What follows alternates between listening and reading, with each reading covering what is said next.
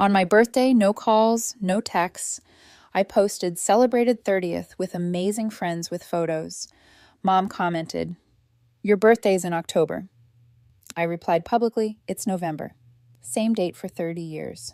I woke up on November 14th expecting nothing, which sounds depressing, but after 29 years of forgotten birthdays. You learn to manage expectations. My phone sat on the nightstand silent. No notifications, no messages. The sun streamed through my apartment window in Chicago, and I made coffee like it was any other Tuesday. By noon, I checked my phone again. Still nothing. My older sister Vanessa had messaged me 3 days ago about her promotion at work. My mother Ruth had called last week to ask if I knew where she'd stored her winter coats. My father Daniel had texted on Sunday about a documentary he thought I'd enjoy. But today, silence. I stared at the date on my phone. November 14th, 1994 was the day I entered this world. November 14th, 2024 marked 3 decades of existence. You'd think after 30 years the people who raised you might set a reminder. This wasn't new. When I turned 16, my parents threw Vanessa a surprise party for her 18th the same weekend and genuinely seemed confused when I asked about my birthday dinner. My 21st birthday fell on Thanksgiving that year, and the entire family discussed Vanessa's new apartment over turkey, while I sat there legally able to drink for the first time unacknowledged. At 25, I spent the day alone because Vanessa had a crisis with her then-boyfriend, and my parents drove 4 hours to comfort her. The pattern was so consistent it had become predictable. But predictable doesn't mean painless. Around 200, my best friend Tasha called. "Happy birthday, beautiful. We're still on for tonight, right?" Tasha remembered, I thought. Tasha always remembered. We'd met in college, and she'd been the first person in my life who treated my existence as something worth celebrating. "Absolutely," I said. "Where are we going?" "That new tapas place on Division Street. ATRO. Wear something that makes you feel gorgeous. And happy birthday, Donna." I hung up feeling lighter. My work friends remembered too. Grant from accounting had left a birthday card on my desk yesterday, and Lucia from HR had sent me a Spotify playlist titled 30 Bangers for Your 30th. These people had known me for 3 years. My family had known me for 3 decades. The afternoon crawled by. I worked from home, responding to emails and finishing a project proposal. My phone sat beside my laptop, and I hated myself for checking it every 20 minutes. Each time, the absence of notifications felt like a small cut. 5 hajuro came and went. 6 hajuro passed. At 7, I got ready for dinner, choosing a deep blue dress I'd been saving. I did my makeup carefully, taking time with my eyeliner. If my family wouldn't acknowledge this milestone, I'd make it memorable anyway. Dinner was perfect. Tasha had invited 8 of our mutual friends, and they decorated the private corner of the restaurant with balloons and streamers. Someone had ordered a cake that read 30 never looked better. We drank wine-shared plates of patatas bravas and gambas al ajillo and laughed until my cheeks hurt. Around 9:30, Lucia pulled out her phone. "We need photos. This is too good not to document." We spent the next 20 minutes taking pictures, group shots, with everyone raising their glasses, close-ups of the cake, candid moments of people mid-laugh. Tasha insisted on one of just the 2 of us, arms around each other's shoulders. "Post these," she said. "Let the world know you're 30 and thriving, Donna." I selected the best photos when I got home around midnight, still buzzing from the evening. The caption came easily: "Celebrated 30th with amazing friends. Grateful for people who make life beautiful." I hit share and plugged my phone into charge. The post went live on Facebook, Instagram, everywhere.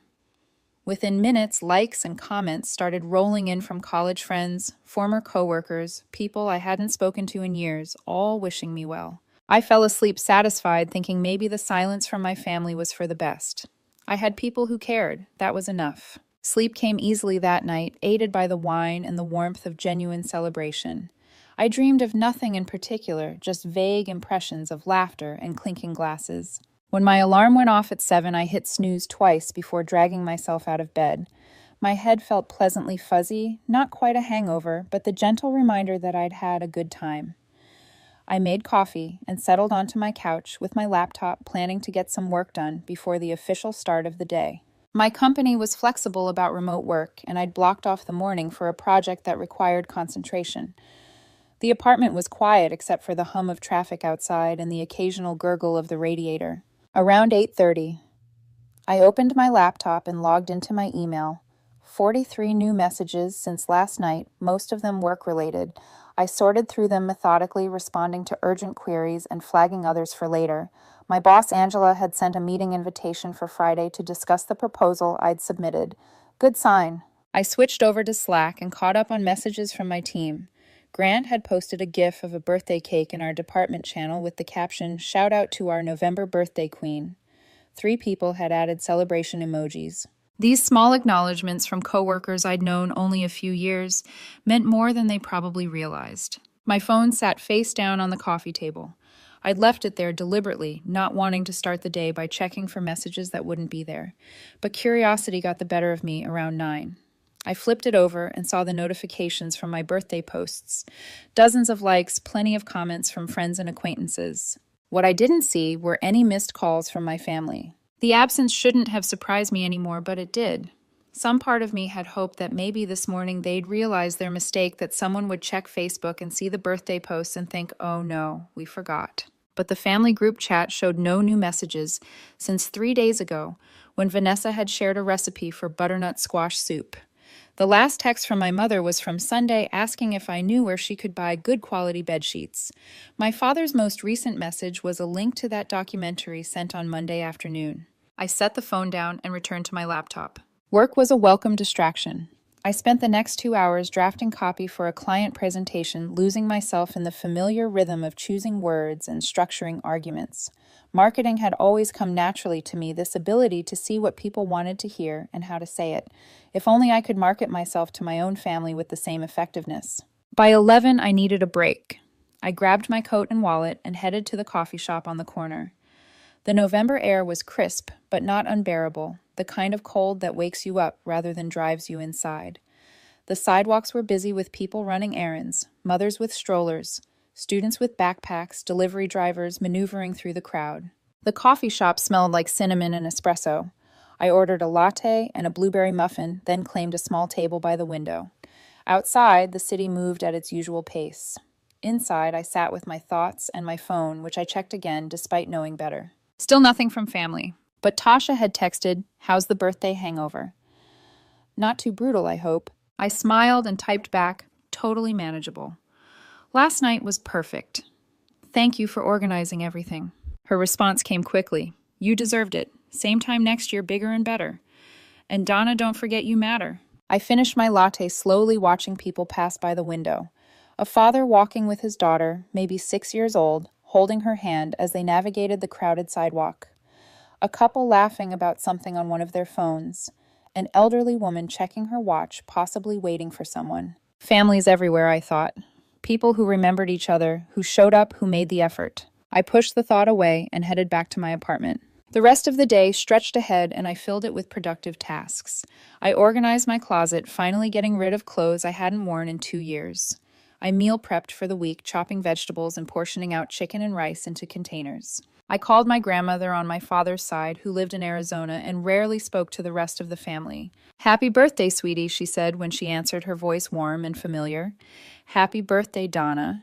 My throat tightened unexpectedly. "You remembered." Of course I remembered. November 14th. I was there when you were born, you know. Held you when you were just 3 hours old. We talked for nearly an hour. She told me stories about my father as a child, about family dynamics I'd never fully understood. She asked about my job, my friends, my life in Chicago. Real questions that showed genuine interest. "Have you heard from your parents today?" she asked eventually. I hesitated. "No, actually, I think they forgot." A long pause. Then she sighed deeply. "Your father is brilliant in many ways, but awareness has never been his strong suit. And your mother, bless her, she gets so focused on Vanessa that everything else becomes background noise." "It's fine," I said automatically, the lie I'd been telling for years. "No, honey, it's not fine. And you don't have to pretend it is." Her voice was gentle but firm. "You deserve better than being an afterthought, Donna." After we hung up, I sat on my couch feeling the weight of her words. You deserve better than being an afterthought. Simple truth, simply stated. But hearing it from someone who'd known me since birth, who had no agenda or favoritism, made it land differently. Evening came, and with it, the familiar loneliness that always followed good days. The birthday celebration was over. The excitement had faded. Now came the quiet reality of another year begun, another milestone reached largely alone as far as my family was concerned. I made myself dinner pasta with marinara sauce and a side salad. I ate while watching a cooking show, the kind of mindless entertainment that filled the space without demanding attention. My phone sat on the couch beside me, screen dark. Around 9, I decided to check social media one more time before bed. I opened Facebook and scrolled through my feed. Friends posting photos of their kids, political memes I immediately scrolled past, someone's vacation photos from Mexico, normal stuff. Then I saw my birthday posts from the night before. The photos Lucia had insisted we take were getting good traction. People I hadn't spoken to in years were liking them, leaving brief comments. Happy birthday 30 looks good on you. Hope it was amazing. On impulse, I read through all the comments, soaking in the attention from near strangers and distant friends. These people who owed me nothing had taken 30 seconds to acknowledge my existence. My parents, who raised me for 18 years, couldn't manage the same. The bitterness was back sharp and familiar. I closed the app and plugged my phone in to charge, determined not to spend my first day of being 30 wallowing in family dysfunction. Tomorrow would be better. Tomorrow I'd forget about the silence and move forward with my life. Except tomorrow brought something I didn't expect. The next morning I woke to my phone vibrating continuously. 17 missed calls from my mother. 23 text messages in the family group chat. My email had 6 new messages, all from relatives. I opened Facebook first and my stomach dropped. My mother had commented on my birthday post at 6 in the morning. Honey, your birthday is in October. Why are you celebrating in November? Did we miss something? The comment had 63 likes. Friends of my parents, distant relatives, people from my hometown, all chiming in. My Aunt Lorraine had replied, Ruth, I'm so confused. I thought her birthday was October 2nd. Someone I'd gone to high school with commented, Wait, when's your actual birthday, LOL? This is wild. My sister Vanessa had written, Mom's right. Your birthday is October 14th, not November. I felt heat rising in my chest. October 14th was Vanessa's birthday. She was born exactly 2 years before me. Same day, different month. Our parents had mixed us up. My hands shook as I typed my response, knowing hundreds of people would see it. It's November 14th, same date for 30 years. Check my birth certificate if you're confused. Donna. I hit send and watched the comment appear beneath my mother's. The family group chat was exploding. My mother. Call me right now. My father. There's been a misunderstanding, Vanessa. Why are you being dramatic about this publicly? I muted the chat and opened my messages with Tasha. You won't believe what just happened, I typed, then explained everything. Her response was immediate. Oh, hell no. Keep that comment up, Donna. They deserve the embarrassment.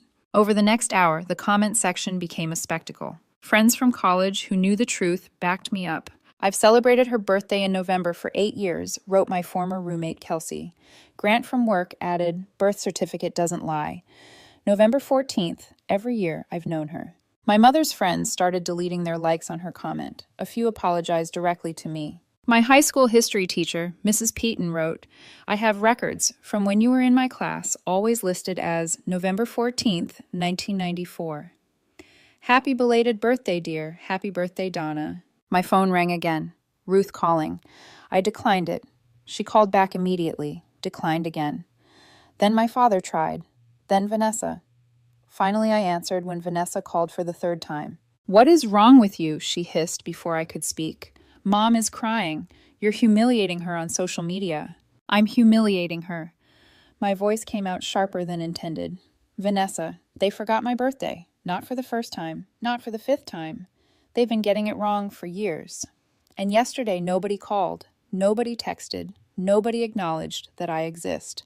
It was an honest mistake about the date. An honest mistake would be calling on the wrong day, but still calling.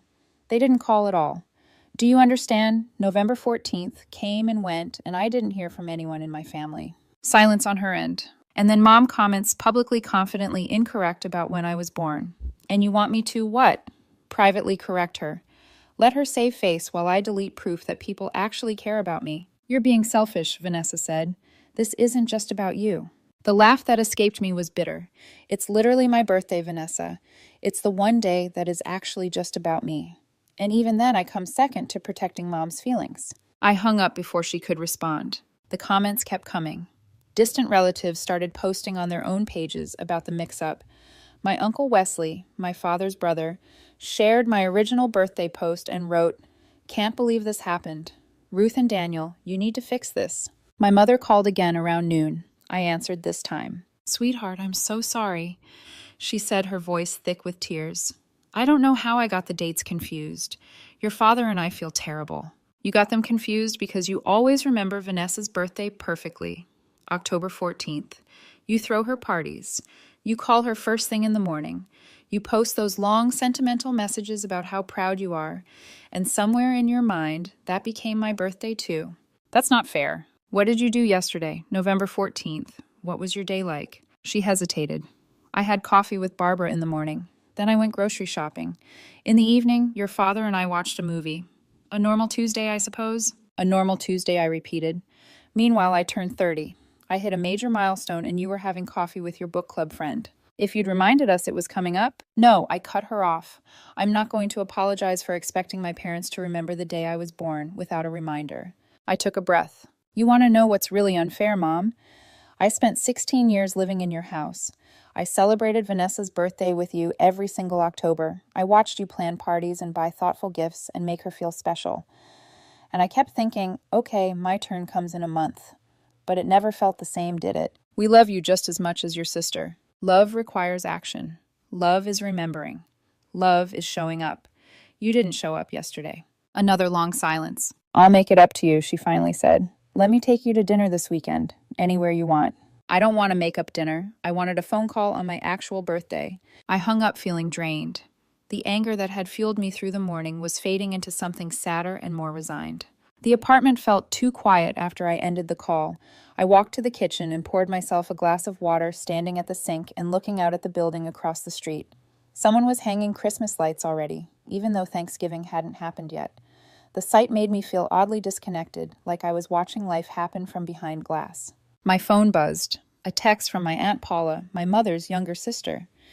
We'd always had a decent relationship, though not particularly close. Just saw what happened on Facebook. Are you okay? I stared at the message for a long moment before responding. I'm fine, just tired of being forgotten. Her reply came within seconds. I understand. For what it's worth, I've always remembered your birthday is in November. I sent a card to your parents' house on Monday. Figured they'd give it to you at Thanksgiving. A card I'd never received because my parents didn't even know to look for it. The thought almost made me laugh, except nothing about this situation was actually funny. Thanks, Paula. I appreciate you thinking of me. Your mom called me this morning pretty upset. I told her she needed to apologize properly, not just throw money at the problem. I felt a small surge of gratitude. At least someone in the family was willing to be honest with my mother. Did she listen, I asked? You know your mother. She hears what she wants to hear. But I planted the seed. We exchanged a few more messages before she had to go.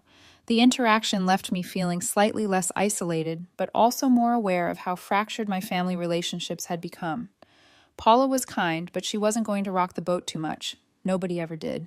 I spent the rest of the afternoon in a strange limbo, unable to focus on work, unwilling to engage with the ongoing Facebook drama, too restless to just sit still. I cleaned my already clean apartment. I alphabetized my bookshelf.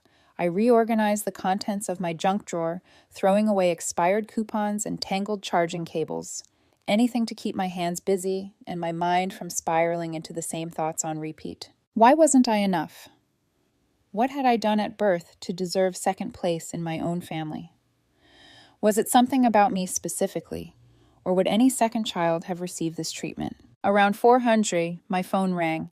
Unknown number, Chicago area code. I almost didn't answer, assuming it was spam, but something made me pick up. Hello. Hi. Is this the birthday girl from Facebook? The voice was female, unfamiliar, slightly amused. Who is this? Sorry, I should have led with that. My name is Brianna. I'm friends with Tasha. She showed me your post and the whole comment situation, and honestly, I had to reach out. I sat down on my couch, confused. Okay. I run a podcast about family dysfunction and setting boundaries. It's called Blood Doesn't Mean Blind Loyalty, and your story is exactly the kind of thing our listeners relate to. My first instinct was to say no. The last thing I needed was to broadcast my family drama to strangers on the internet, but then again, I'd already done that by leaving the comment up. And something about the idea appealed to me, the chance to talk about this with someone who understood that family relationships weren't automatically sacred just because of biology. Can I think about it? I asked. Absolutely. No pressure. I'll text you my contact info, and you can reach out if you decide you're interested. We record remotely, so you wouldn't even have to leave your apartment. After we hung up, I sat with the offer. A podcast. My story told to potentially thousands of people. My mother would absolutely hate it. Vanessa would probably never speak to me again. The thought made me smile for the first time all day. I didn't commit to anything, but I didn't dismiss it either. Instead, I saved Brianna's contact information and added a note podcast about family boundaries. Consider it. By the time Tasha arrived that evening, I'd worked myself into a strange emotional state somewhere between numbness and heightened awareness. Everything felt slightly surreal, like I was living in a movie about someone else's life. Tasha came over that evening with Chinese takeout and a bottle of wine. We sat on my couch, eating lo mein straight from the containers. "Your comment has 400 likes now," she said, scrolling through her phone. "People are really on your side." "I don't feel victorious," I admitted. "I just feel tired." "That's because you're not petty. You're hurt. There's a difference." She set down her phone and looked at me seriously. "But you did the right thing. They needed to see that their forgetfulness has consequences." We finished our food and opened the wine, settling deeper into the couch. Outside, the city sounds created a distant soundtrack, sirens, car horns, the rumble of the L train a few blocks away.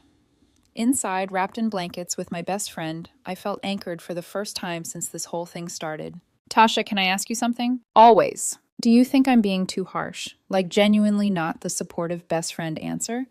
But your real opinion." She took a sip of wine. "Considering you want my honest thought, okay, I think you've spent 30 years being too soft. And now that you're finally standing up for yourself, it feels extreme because nobody's used to it. But from an outside perspective, you posted a birthday celebration with friends and accurately stated your birth month when corrected. That's not harsh. That's just factual." Vanessa called me selfish. Vanessa's entire worldview is built on being the center of attention.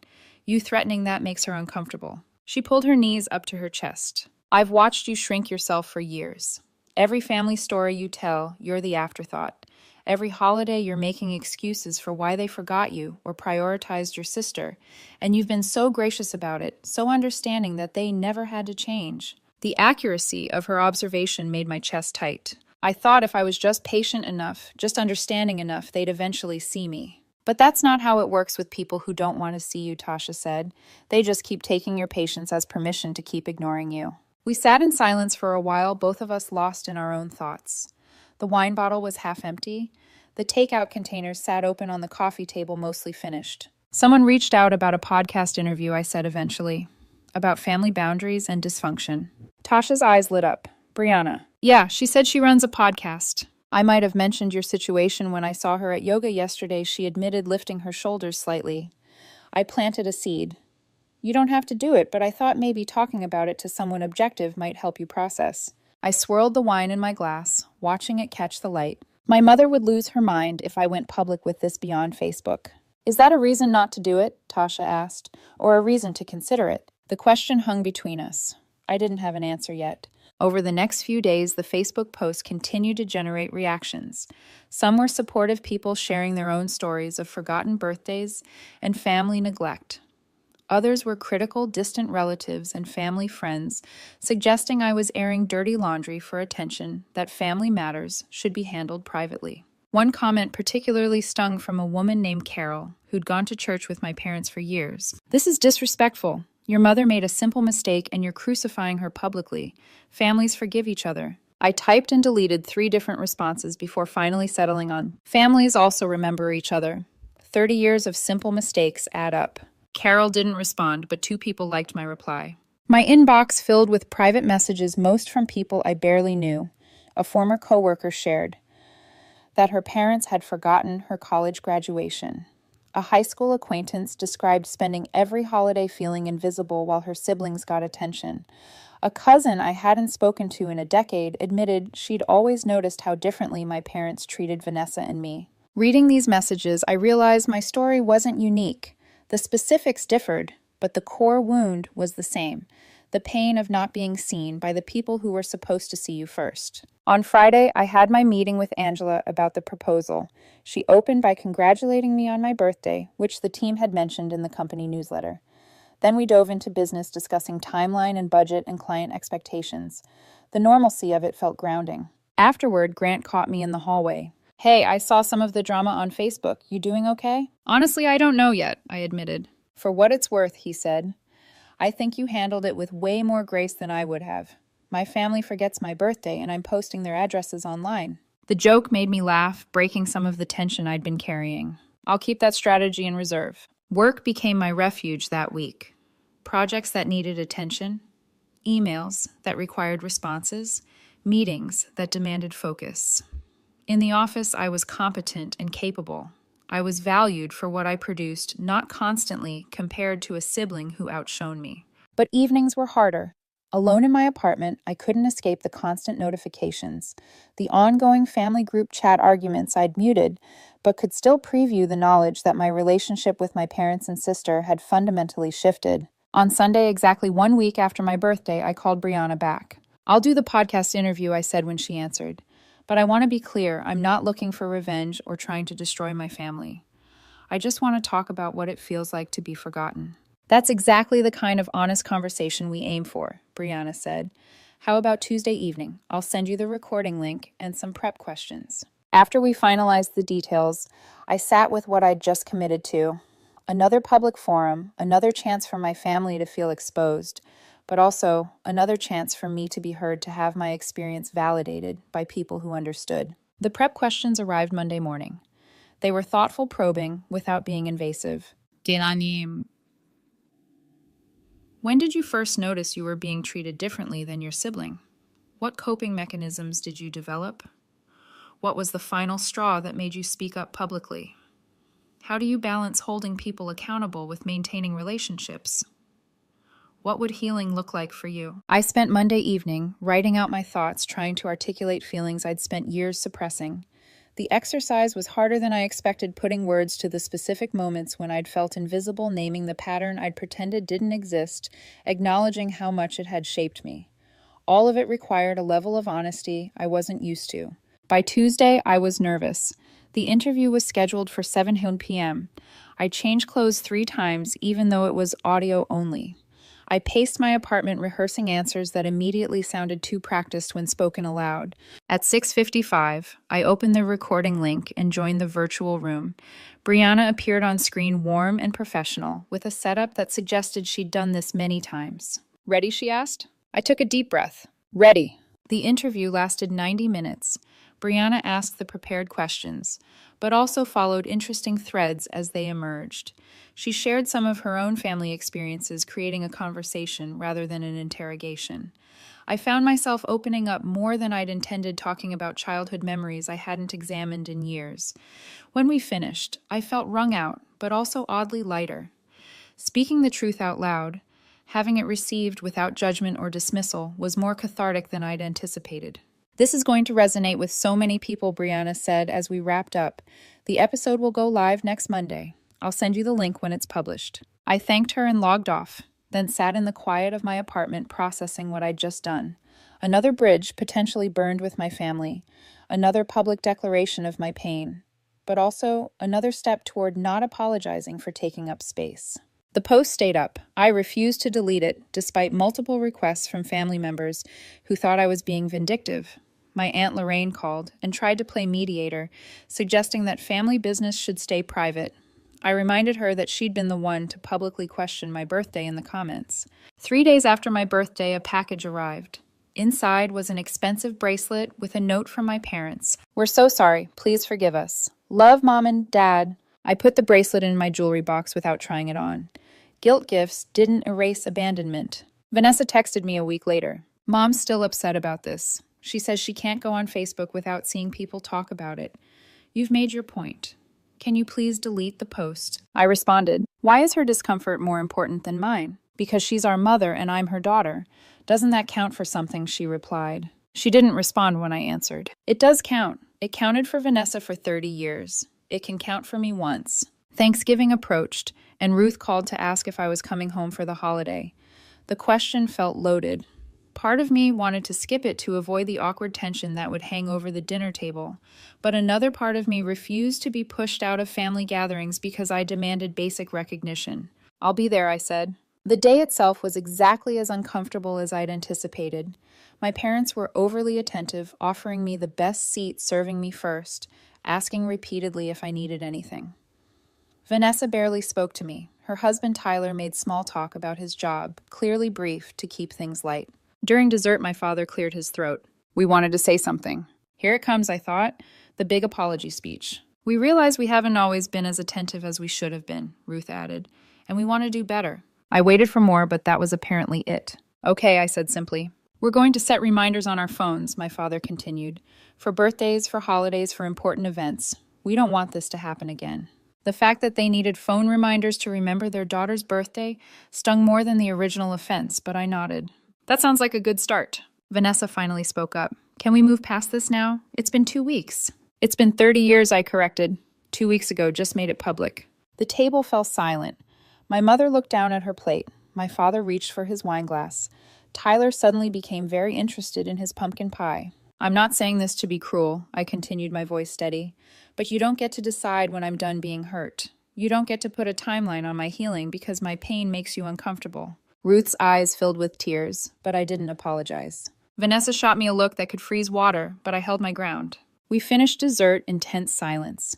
I helped clear the table, kissed my parents goodbye, and drove back to Chicago feeling lighter than I had in weeks.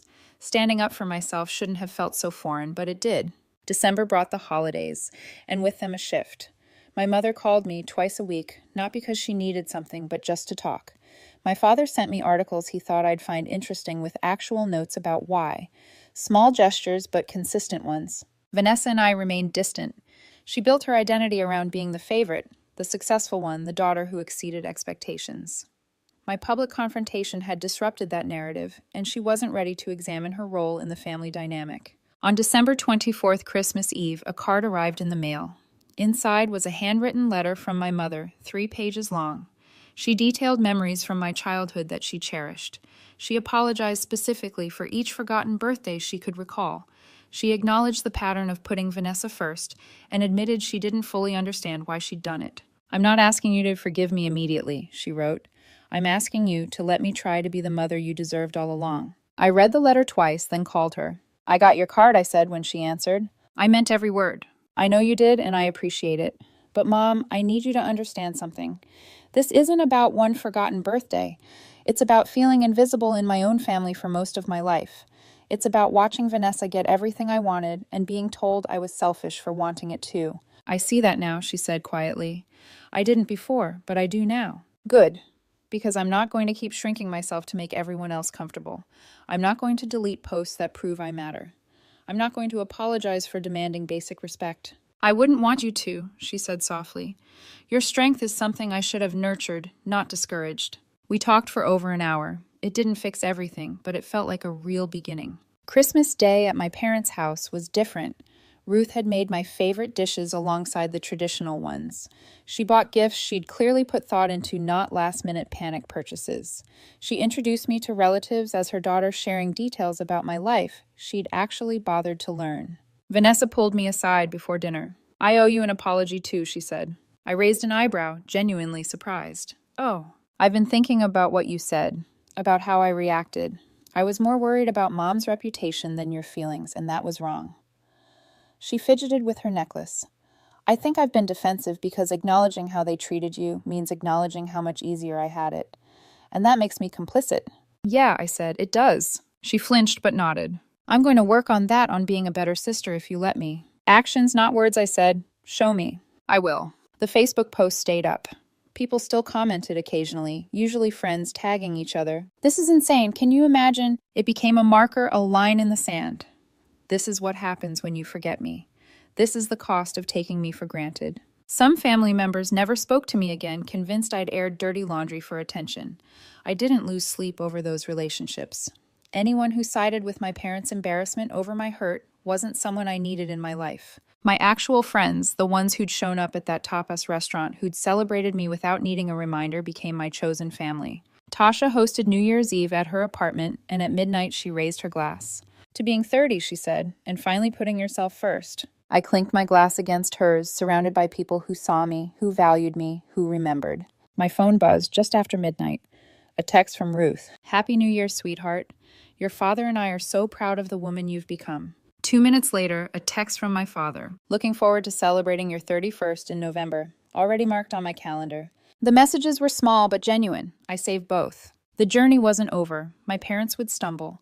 Vanessa would fall back into old patterns. Family gatherings would still be complicated. But something fundamental had shifted. I'd stopped waiting for them to value me and started valuing myself. Tasha noticed me smiling at my phone.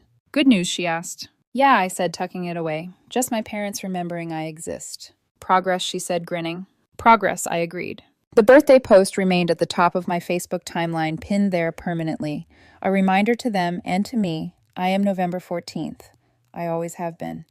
And I'm done letting anyone forget it. 3,000 miles away in my childhood home, my mother looked at the framed photo of both her daughters on the mantel. For the first time, she noticed how many photos featured Vanessa alone compared to the handful that included me. She made a mental note to change that. Some lessons come late, but they still count. The clock struck 12:30 a.m., January 1st, 2025. I stood on Tasha's balcony, looking out at the Chicago skyline, and felt something I hadn't felt in years, something warm and steady, something that wrapped around the bruised parts of me and held tight.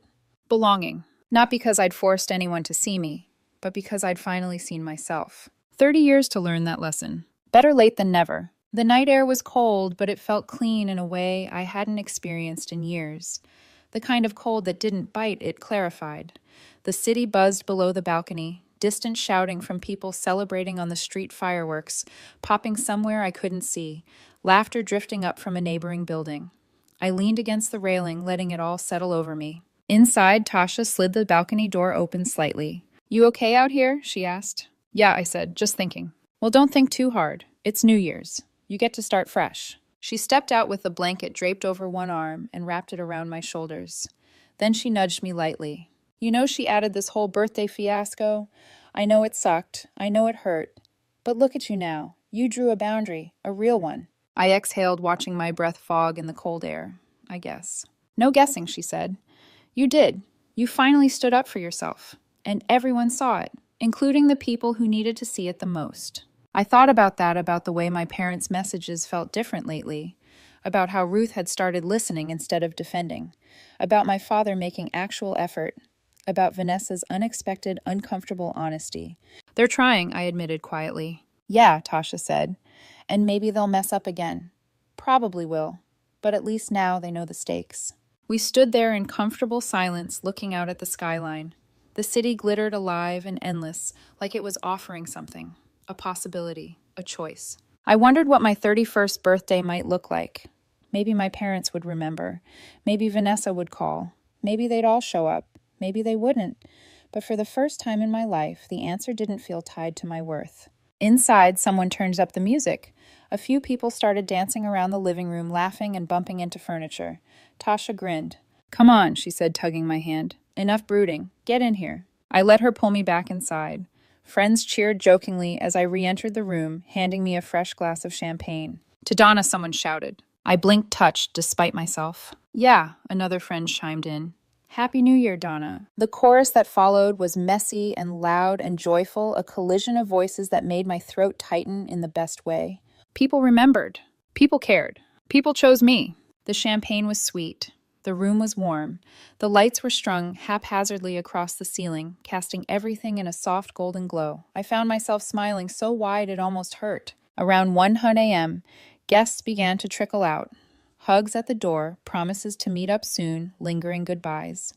When the last person left, Tasha collapsed dramatically onto the couch. "My feet hurt," she groaned.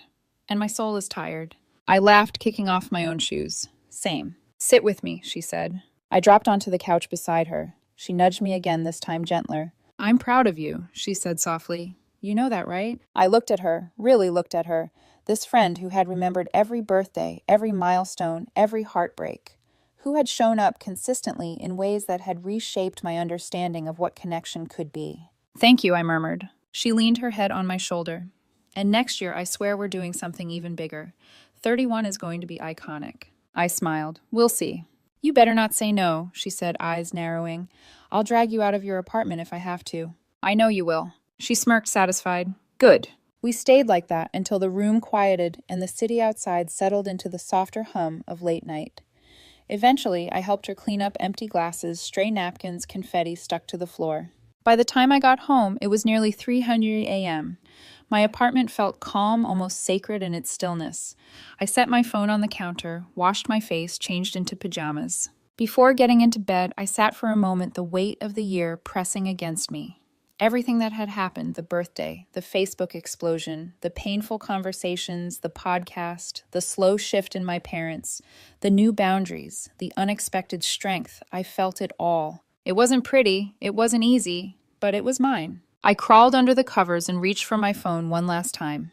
I didn't expect any new messages at that hour, but when I lit up the screen, I saw a notification. A voicemail from Ruth, sent at 12:47 a.m. Curious, I pressed play. Her voice came through soft, almost shaky. "Hi, sweetheart. I know it's late. I'm sorry. I wanted to say thank you for being patient with us, for being honest with us, for giving us another chance. You deserve better than the way we've treated you, and I'm going to work every day to be the mother you needed. I love you so much." There was a pause, then she added, "Oh, and Happy New Year.